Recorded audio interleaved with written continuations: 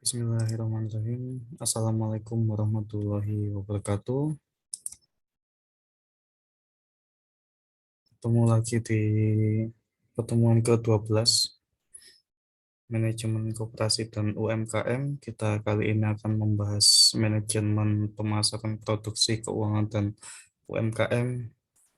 Ini cukup inti di setiap UMKM karena biasanya UMKM ini kurang terlalu detail tentang pemasaran produksi keuangan. Yang penting dia tahu produksinya, ya sudah jalan dulu, kemudian pemasarannya nyusul, apalagi keuangannya. Saya yakin 90% UMKM keuangannya masih kurang begitu dimanage dengan baik. Maka dari itu di sini kita bahas prinsip-prinsipnya, apa yang perlu disiapkan dalam manajemen pemasaran, produksi keuangan, dan manajemen keuangannya dalam usaha mikro, kecil, dan menengah. Untuk manajemen pemasaran ada 6 pembahasan ya. Riset pasar atau survei pasar, kemudian segmentasi pasar, sasaran pasar, bauran pemasaran, perilaku konsumen, dan merek dan kualitas. Saya yakin ini sudah pernah dibahas di mata kuliah manajemen pemasaran. Kita lebih refresh dan lebih fokus di UMKM-nya, manajemen pemasaran UMKM, bukan di perusahaan besar, contoh-contoh besar, contoh yang kecil-kecil saja. Oke, di survei pasar, jadi sebelum kita ingin mendirikan UMKM, penting kita harus melakukan riset pasar atau survei pasar. Kalau riset pasar itu kok kesannya terlalu apa ya, terlalu detail, terlalu kuat analisisnya. Jadi saya rasa untuk level UMKM cukup disurvei saja, survei kecil-kecilan. Kemudian ada 4 hal yang perlu diperhatikan dalam melakukan survei pasar.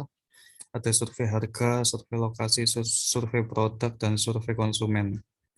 Untuk survei harga, kita harus melakukan survei harga ya di beberapa bisnis yang produknya serupa dengan kita. Itu jika kita sudah memiliki contoh rencana produk yang akan kita jual belikan, dengan demikian kita bisa menentukan berapa harga yang akan dipasang pada produk kita. Misalkan pesaing harganya 1.500, pesaing A 1.500, pesaing B 1.900, pesaing C 2.000 lah, maka kita bisa jadi masuk ke harga 1.700-nya di tengah-tengah. Tapi itu pun juga tergantung pada HPP-nya. Kemudian survei lokasi, kita tahu lokasi adalah tempat untuk memasarkan produk. Ini berlaku baik pada bisnis online ya maupun offline. Untuk bisnis offline, maka kita perlu melakukan survei di mana tempat-tempat yang memungkinkan banyak dikunjungi oleh calon customer kita. Beda lagi, eh, lokasi ramai belum tentu lokasi cocok untuk kita, tapi lokasi yang cocok untuk customer kita adalah lokasi yang bisa kita pilih. Juga kita survei lokasi pesaing kita di mana, bisa jadi menempel nggak jauh dari lokasi pesaing, sehingga dengan begitu kita dengan mudah merebut merebut pesaing, sama seperti Indomaret dan Alfamart ya. Di mana ada Indomaret, di situ ada Alfamart. Sehingga persaingan bisnisnya sangat ketat. Kemudian untuk riset produk, untuk dalam melakukan survei produk, ada beberapa hal yang perlu diperhatikan. Yang pertama, produk seperti apa yang sedang dan sangat dibutuhkan oleh masyarakat. Kemudian yang kedua, produk yang seperti apa yang sesuai dengan selera masyarakat saat ini. Kemudian yang ketiga, apakah produk tersebut banyak dijual oleh bisnis lain atau tidak. Kemudian yang keempat, apakah produk tersebut memberikan manfaat atau tidak. Lah, ini ada 4 pertanyaan tadi yang harus bisa dijawab untuk produk kita yang akan kita pasarkan nanti. Kemudian survei konsumen, ini dalam melakukan survei konsumen ini kita bisa memperhatikan apa yang sedang diinginkan oleh pelanggan saat ini. Dengan menyesuaikan kebutuhan dan keinginan mereka saat ini, maka produk yang kita jual akan memiliki banyak peminat. Itu untuk jangka pendeknya. Untuk jangka panjangnya pun perlu. Jadi kita harus bisa meramalkan eh, berapa sih sekitar nanti pertumbuhan konsumen saya dalam 10 tahun ke depan itu. Itu yang penting.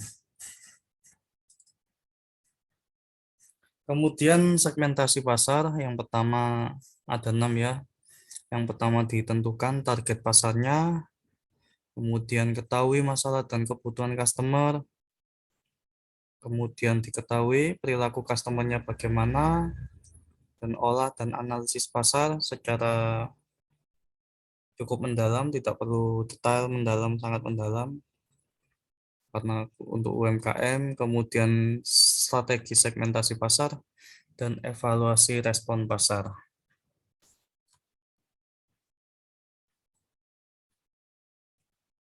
Kemudian sasaran pasar, dalam menentukan sasaran pasar ada beberapa hal yang perlu diperhatikan. Yang pertama, ukuran segmennya, apakah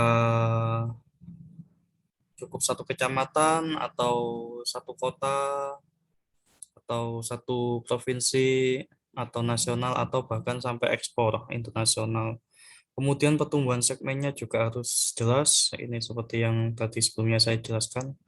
Apakah di segmen tersebut eh, bisa menjanjikan 5 sampai 10 tahun ke depan akan tumbuh segmen tersebut. Kemudian analisis situasi juga ketika COVID atau ketika normal bagaimana, apakah berpengaruh dalam usaha kita, kemudian sumber daya perusahaan, mulai dari SDM, kemudian mesin produksi, kemudian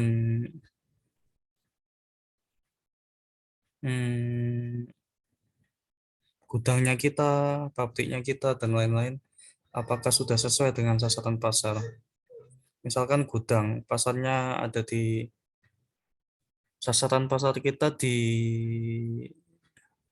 Bangkalan, tapi gudangnya ada di Sampang lah, berarti kan artinya kurang tepat sesuai dengan sasaran pasar, sehingga harus dilakukan untuk pindah. Kemampuan modal sampai sejauh mana untuk menyasar pasar tersebut, kemudian yang terakhir tujuan tersebut, apakah tujuan produk itu sesuai dengan sasaran pasar atau tidak. Ini yang perlu dievaluasi setiap bulannya. Ini misalkan produk yang dijual pakaian wanita yang dijual secara online, kemudian target lokasinya kota-kota besar seperti Surabaya, Jakarta, Semarang, Medan, Palembang, Bandung, Jogja, dan lainnya yang dapat dijangkau kurir maksimal 2-3 hari kerja. Kemudian target demografi perempuan dengan rentan usia 17-30 tahun yang memiliki penghasilan di atas 2 juta per bulan. Ini biasanya berbeda selera berpakaian wanita di setiap usia, kemudian di setiap penghasilan. Ketika penghasilannya 2 juta sampai 4 juta, maka selera pakaiannya juga beda. Ketika di atas 4 juta tentu lebih berbeda lagi. Kemudian karakteristik psikologisnya terbiasa dengan internet dan sosial media dan mengikuti tren fashion masa kini.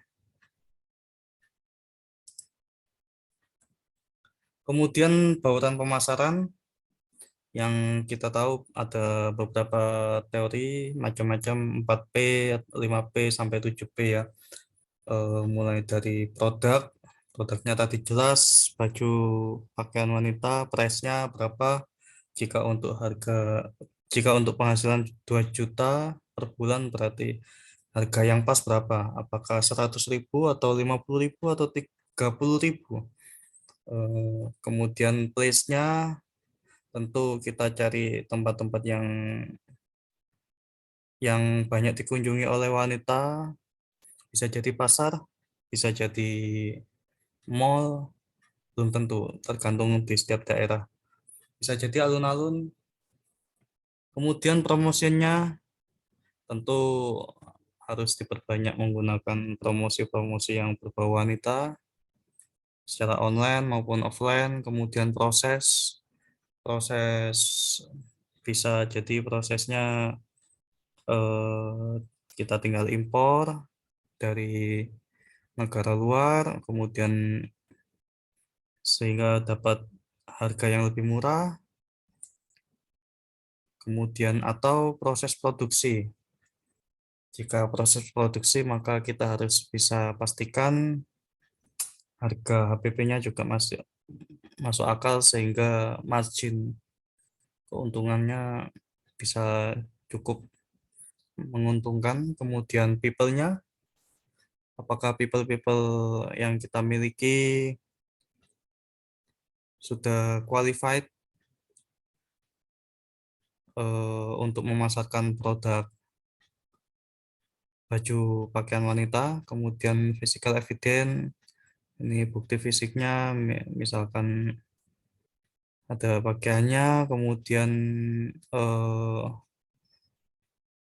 mesin produksinya, kemudian jelas, kemudian gudangnya juga ada, kantornya ada, bukan tipu-tipu, tokonya juga sesuai dengan selera wanita sehingga memancing wanita untuk masuk ke dalam dan membeli pakaian. Kemudian perilaku konsumen,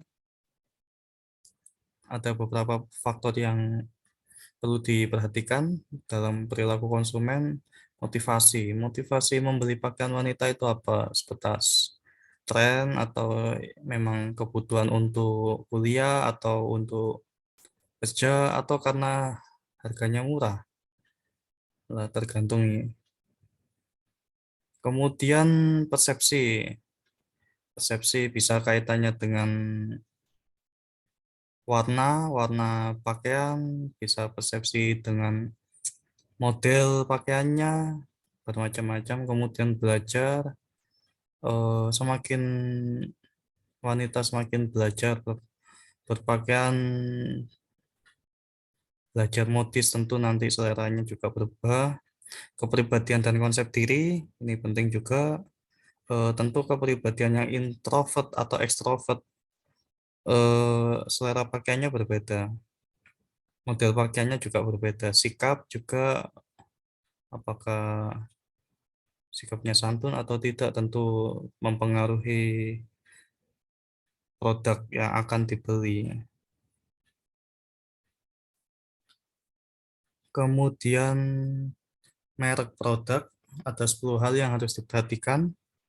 Yang pertama, memilih nama yang tidak pernah digunakan, harus dipastikan karena nanti bisa merek ini bisa diajukan ke Kemenkumham, hak kekayaan intelektual ya, nama mereknya, agar tidak digunakan oleh bisnis lain.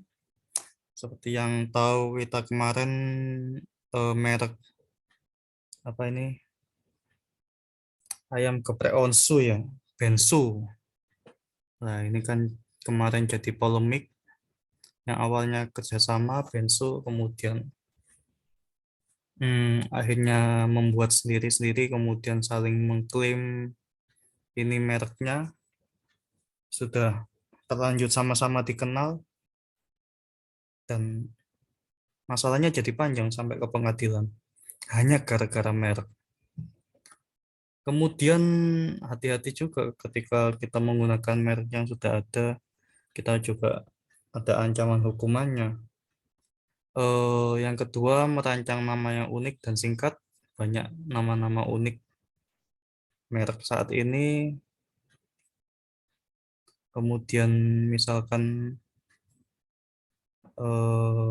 banyak eh, unik, singkat, tapi juga mudah didengar, mudah diucap, dan mudah diingat. Itu yang penting ya ketika menggunakan merek. Kadang-kadang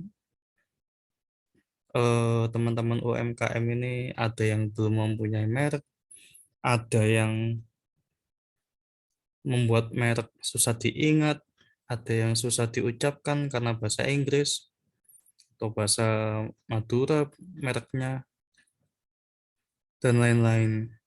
Kemudian nama brand harus memiliki makna yang positif, jadi tidak hanya sekedar merek tapi juga ada makna di dalamnya. Kemudian nama bisa menjadi cerminan produk. Nah, ini kayak misalkan nama baju tidak mungkin namanya Oppo, Xiaomi, karena nama tersebut sudah terasosiasi dengan handphone. Usahakan menghindari singkatan. eh, ini ada yang ada merek besar juga yang menggunakan singkatan, tapi itu sebelumnya awalnya dia tidak menggunakan singkatan dulu. Karena ketika menggunakan singkatan maka untuk merek produk awal kesulitan. Misalkan Xiaomi ya sekarang jadi Mi. Nah, ini kan jadi repot nanti. Mi ini minta atau minteri atau mie apa? Mie yang lain, mie ayam mungkin. Jadi untuk produk awal memang harus nama lengkap. Menggunakan angka untuk nama brand ini bisa jadi jadi alternatif. Kita tahu beberapa merek menggunakan angka agar mudah diingat oleh customer-nya. Kemudian pilih desain logo yang memiliki karakter. Ini anak desain grafis yang lebih paham ketika produknya wanita, pakaian wanita, tentu desainnya bukan desain terkait IT atau terkait mobil. Jadi tidak terasosiasi, tidak nyambung. Kemudian tidak menggunakan nama brand yang sama dengan produk lain, dan jangan terlalu panjang, cukup satu atau dua kata yang intinya mudah didengar, mudah diucap, mudah diingat. Selanjutnya, manajemen produksi UMKM ada 5 pembahasan, mulai desain produk, kualitas produk, kapasitas produksi, proses produksi, dan tata letak produksi. Desain produk ada faktor-faktor yang harus diperhatikan dalam membuat desain produk. Yang pertama, keamanan kemasan produk, apakah itu safety untuk dikonsumsi, terutama jika misalkan membuat minuman kemasan, tentu botolnya kan kita beli botol kosongan itu, apakah botol kosongan itu aman untuk dipakai atau barangkali bekas atau ada zat yang tidak baik untuk tubuh.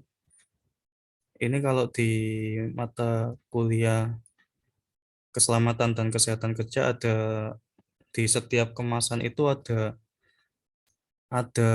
logo berbeda-beda yang bisa nanti dicek di internet ya. Logo A misalkan itu mengandung ini, logo B mengandung ini, logo C mengandung ini. Kemudian yang kedua, kemudahan kemasan. Saat ini juga UMKM sudah banyak banyak yang menggunakan kemudahan kemasan ya. Makanan maupun minuman sangat mudah sekali, sangat simpel, sangat praktis.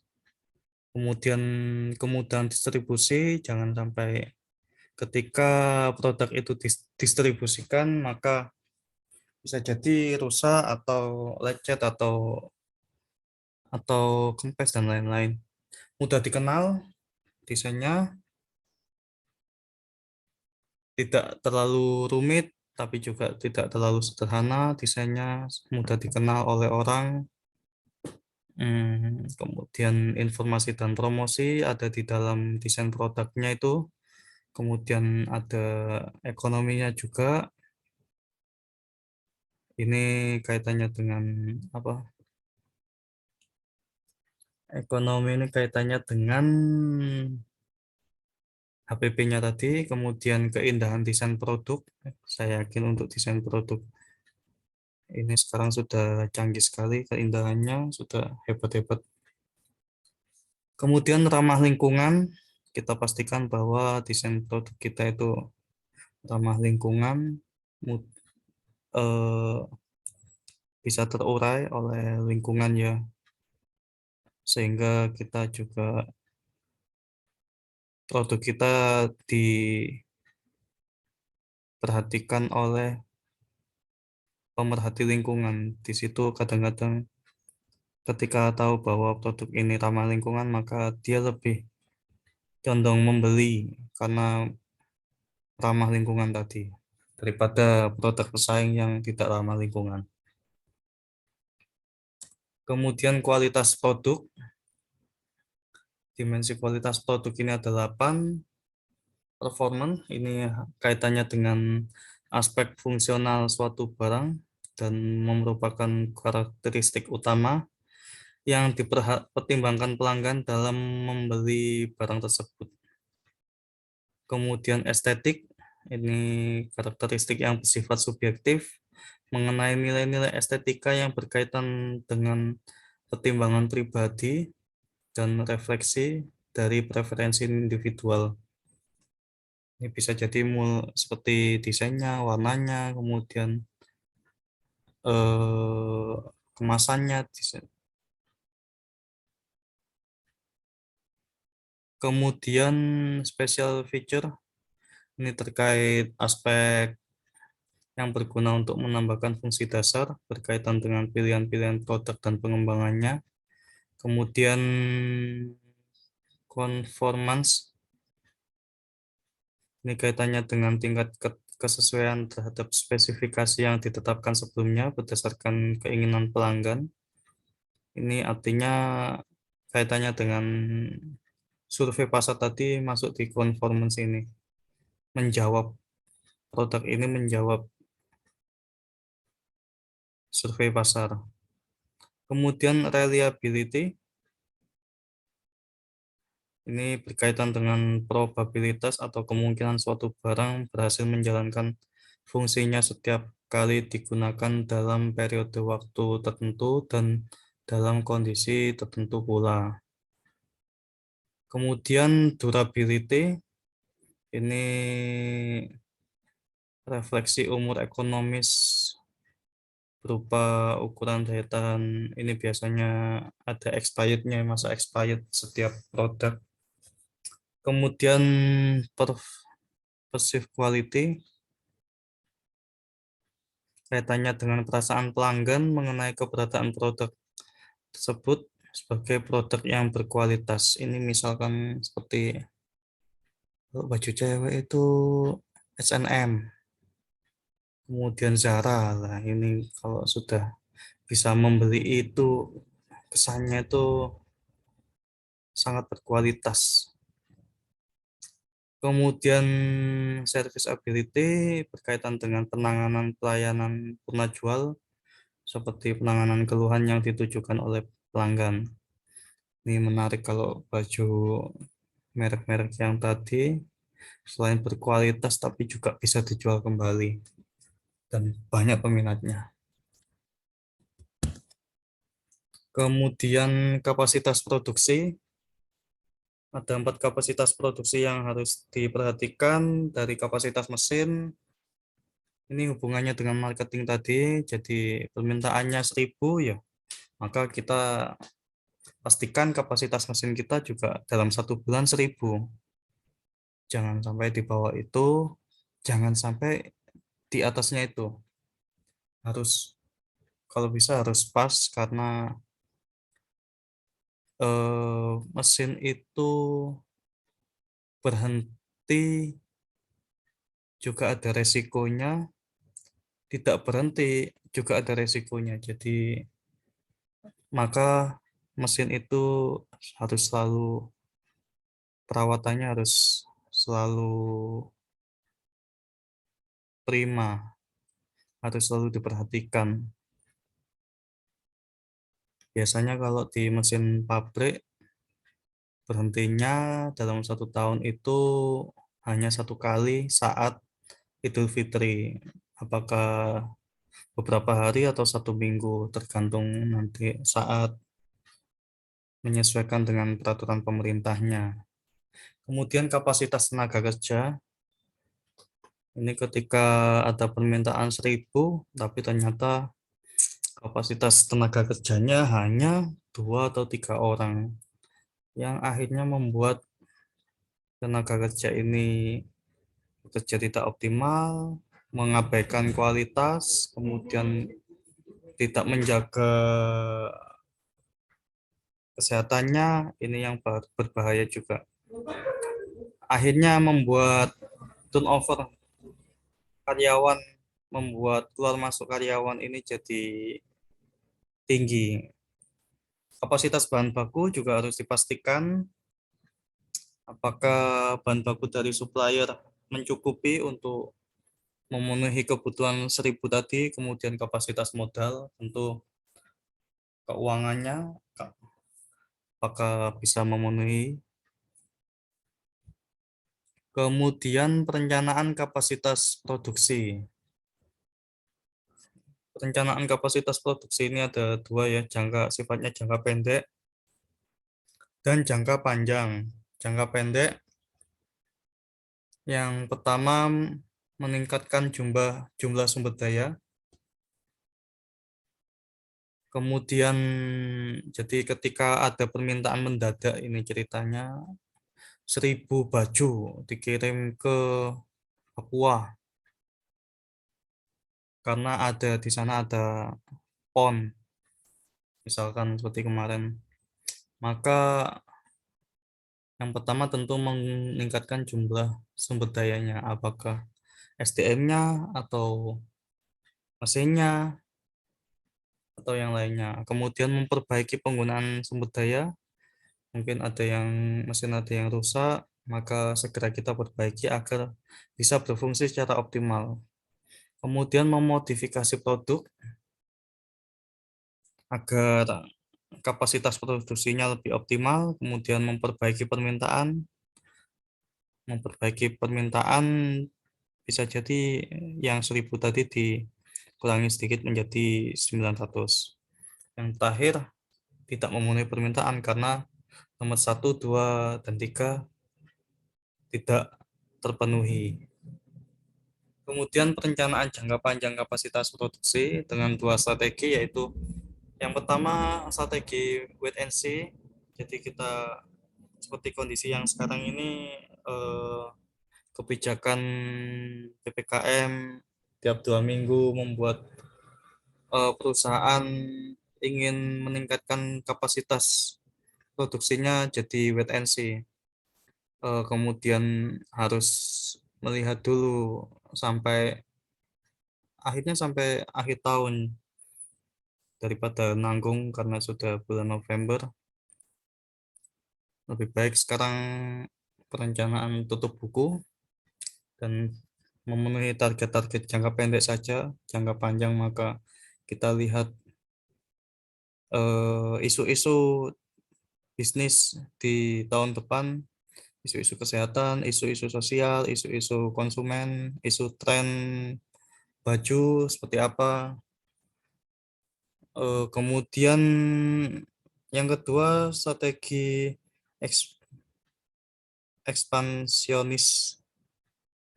Ini berproduksi dengan kapasitas produksi yang selalu melebihi atau di atas volume permintaan, ekspansi. Ini juga tentu ada resikonya. Umur mesin produksi menjadi lebih pendek, kemudian anggaran perawatan mesin menjadi lebih mahal, kemudian anggaran pengadaan mesin produksi baru menjadi lebih cepat, dan lain-lain. Proses produksi terbagi menjadi beberapa jenis ya. Untuk pertama, proses produksi pendek. Ini biasanya yang paling banyak untuk usaha mikro. Proses produksi yang cepat dan langsung menghasilkan barang atau jasa yang dapat dinikmati oleh konsumen. Misalkan pisang goreng. Biasanya gorengan-gorengan. Kemudian yang kedua, proses produksi panjang, yaitu proses produksi yang menggunakan waktu yang lama, misalkan membuat bangunan, rumah, dan menanam padi. Ini salah satunya juga untuk baju wanita tadi masuk produksi panjang karena harus desain dulu, kemudian harus membuat polanya, kemudian warnanya, kainnya, beli kainnya, kemudian dilakukan proses produksi, kemudian di QC, dites apakah layak atau tidak, hasil produksinya ini dipasarkan, kemudian proses produksi terus-menerus. Ini ada beberapa tahapan secara berurutan sehingga menjadi barang jadi. Ini juga masuk baju wanita tadi, seperti karet, kertas, dan gula. Kemudian proses produksi intermiten.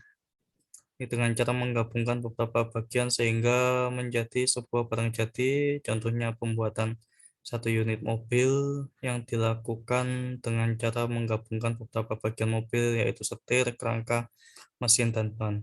Ini yang menarik kalau di Jawa Barat, seperti yang kita tahu ada pabrik beberapa mobil di sana.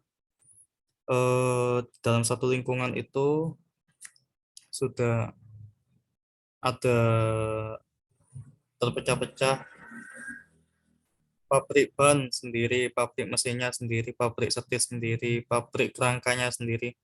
Lah, kemudian ketika ada permintaan dari dealer-dealer, langsunglah didatangkan beberapa partnya ini, kemudian digabungkan di satu pabrik itu tadi, langsung waktu dalam waktu 5 menit sampai 10 menit jadilah satu mobil. Cepat sekali. Kemudian tata letak produksi ini yang perlu diperhatikan. Yang pertama, keterkaitan kegiatan terencana seperti apa.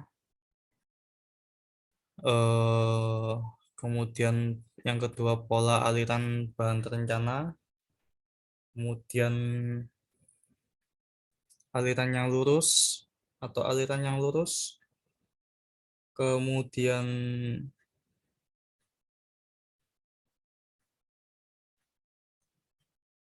aliran yang lurus ini biasanya pergerakan bahan dari satu proses ke proses lainnya. Jadi diharapkan dengan lurus itu dapat mengurangi potensi resiko kerusakan, merupakan upaya memperpendek jarak perpindahan. Kemudian yang keempat, langkah balik minimum. Ini kaitannya dengan jarak perpindahan bahan. Jadi akibat adanya langkah balik akan mengganggu pergerakan maju bahan. Jadi harus diperhatikan. kemudian gang yang lurus, jalur aliran tambahan, perubahan rancangan produk atau perubahan proses yang menuntut fleksibilitas fasilitas ya. Kemudian biasanya adanya jalur aliran tambahan ini tujuannya untuk meningkatkan fleksibilitas. Kemudian hal ini biasanya merupakan bagian kajian jumlah mesin atau peralatan. Selanjutnya gang yang lurus ini biasanya luasan yang disediakan untuk memfasilitasi perpindahan bahan. Gang yang lurus ini biasanya tujuannya mempermudah kelancaran aliran bahan, hampir sama dengan aliran yang lurus tadi. Kemudian perpindahan antar operasi minimum, ini perpindahan bahan merupakan waste, namun tidak bisa dihindari karena perpindahan sebagai waste, maka operasi perlu diminimumkan. Kemudian ada juga metode pemindahan terencana, kemudian juga jarak pemindahan minimum. Ini sebetulnya masuk mata kuliah prodi teknik industri. Tapi perlu kita sampaikan juga, jadi ketika kita melakukan tata letak produksi ini jangan sampai jarak tempatnya tidak berurutan. Prinsipnya itu ya, tidak berurutan. Lebih ke pola aliran bahan terencana ini. Jadi untuk UMKM mulai proses awal A, B, C, D itu harus berdekatan dan bersebelahan. Jadi di ujung ini pembuatan, di ujung yang sana bahan jadi, sehingga cepat selesai. Kemudian manajemen keuangan UMKM ada 4 ya. Kita bahas tentang neraca laba rugi, harga pokok produksi, modal kerja, dan manajemen kas. Ini saya ringkas secara sederhana untuk UMKM, jadi tidak terlalu detail seperti perusahaan. Manfaat neraca laba rugi untuk UMKM ya, kadang-kadang biasanya sudah mendapatkan uang tapi tidak diadministrasikan dengan baik, sehingga kita tidak tahu pertumbuhan UMKM kita itu sudah sejauh mana. Kemudian kita tidak tahu posisi UMKM kita itu sudah mencapai di mana sih. Sehingga ada 5 manfaat ini. Yang pertama sebagai bahan evaluasi kinerja perusahaan, kemudian yang kedua sudah dievaluasi maka dimajukan lagi perusahaannya, kemudian yang ketiga mengetahui resiko yang dihadapi. Oke, resiko resiko kewajiban hutang kita segini, kemudian kewajiban lancar dan kewajiban tidak lancar kita segini, kemudian tolak ukur keberhasilan perusahaan. Kita tahu di situ nanti berapa laba kita dalam 1 bulan, dalam 1 tahun, dalam 3 bulanan, atau setiap semester. Kemudian analisa strategi perusahaan selanjutnya. Kita bisa menentukan strategi berikutnya. Nah, kemudian cara simpel membuat neraca laba rugi. Di sini yang pertama ditentukan dulu tanggal dan periode pelaporan. Misalkan tanggal 30 di setiap periode pelaporannya. Kemudian identifikasi aset yang dimiliki apa saja. Misalkan apa, rombong atau mesin produksi kompor atau kendaraan motor. Kemudian identifikasi kewajiban lancar dan tidak lancarnya apa saja. Mungkin hutang ke supplier atau hutang ke perbankan. Kemudian dihitung ekuitas pemegang saham jika terbagi oleh beberapa pemegang saham. Jika tidak ada ya maka UMKM pemilik modalnya tunggal, misalkan 5 juta, ya maka cukup 5 juta itu. Kemudian ditambahkan total kewajiban ke total sahamnya pemegang saham tadi, dan bandingkan dengan aset. Cukup simpel. Kemudian harga pokok produksi, prinsipnya di sini ada dua. Saya yakin sudah paham semua. Bahan baku yang terpakai itu didapat dari saldo awal bahan baku ditambah pembelian bahan baku dikurangi saldo akhir bahan baku. Ya, misalkan bahan baku saldo awal bahan bakunya 1000 kilo. Ditambah beli lagi 500 kilo dikurangi 700. Berarti sisa bahan baku yang terpakai 800. Kemudian HPP. Rumusnya saldo awal barang jadi, nilainya berapa itu, kemudian produksi ditambah produksi selesai periode berjalan, dikurangi saldo akhir barang jadi, maka muncullah harga pokok produksi.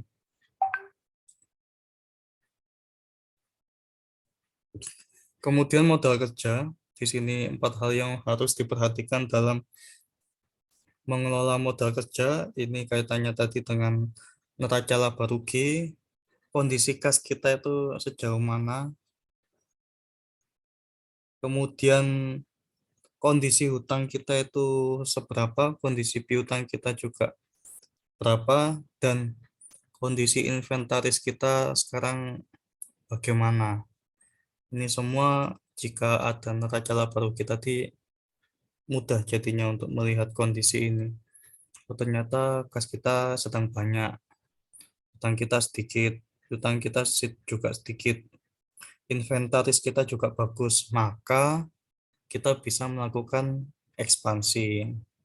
Ternyata atau studi kasus lain, kondisi kas kita sedang sedikit, hutang kita cukup banyak, hutang kita juga sedikit, inventaris kita juga mulai harus diganti, maka disinilah kita harus butuh pembiayaan agar usaha kita tetap berjalan. Kemudian manajemen kas, intinya di sini ketika melakukan manajemen kas, kas kasir itu, yang pertama harus transparansi, jadi harus tercatat apapun kas keluar, kas masuk harus transparan, kemudian akuntabilitas dapat dipertanggungjawabkan. Setiap ada kas keluar, maka ada buktinya. Kemudian pengelolaannya harus secara hati-hati. Ini yang hati-hati, kadang-kadang UMKM kelihatannya kasnya banyak, maka langsung kalap, apakah langsung dibelikan bahan baku yang banyak pula, tapi tidak diperhatikan hutang-hutang yang ada di supplier atau hutang di pembiayaan dan lain-lain. Jadi harus hati-hati melakukan manajemen kas, karena kas adalah, jika ibarat manusia, kas adalah darah. Ketika darah itu tidak ada, maka usaha itu mendadak berhenti. Oke, selesai. Demikian. Terima kasih. Jika ada pertanyaan, silakan komen di kolom komentar. Assalamualaikum warahmatullahi wabarakatuh.